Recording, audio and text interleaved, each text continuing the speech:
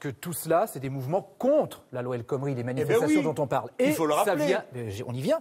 Et ça vient en discussion à l'Assemblée nationale à partir de mardi. Ce matin même, Myriam El Khomri, ministre du Travail, a dit « Dans 6 mois, tout sera mis en place pour cette loi. Il y aura un débat à l'Assemblée. » Donc on se demande maintenant ce qui peut empêcher réellement cette loi de passer.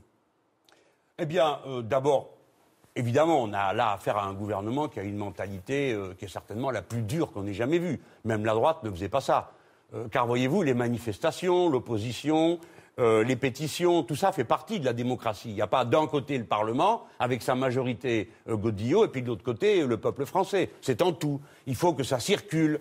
L'intelligence d'un gouvernement, c'est pas de se durcir et de dire on ne parle de rien à personne, on ne veut rien savoir, ça passera comme ça. Oui, bon, elle disait déjà ça au début.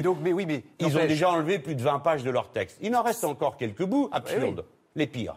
C'est-à-dire un code du travail par page. Qu'est-ce qui peut arrêter le vote des députés. Tous les députés ne sont pas aux ordres. Ouais, enfin, vous croyez vraiment qu'il peut y avoir une majorité contre la loi El Khomri aujourd'hui ? Il n'y aura pas de majorité pour l'instant. Non mais la droite a dit que c'était pas assez à droite, à son avis. Donc elle votera pas. Ensuite, dans les socialistes, vous en avez toute une série qui ont dit nous, on votera pas ça. Donc pour l'instant, il n'y a pas de majorité. Donc elle peut toujours dire ce qu'elle veut. Et ce qu'elle dit est d'autant plus regrettable qu'elle est en quelque sorte en train de rendre acharnés les gens. C'est pas ça qu'il faut faire. Il faut plutôt être plus souple en ce moment. Je vous le redis, c'est pas une bonne ambiance que toute cette violence. Elle vient jeter de l'huile sur le feu en disant ça sert à rien.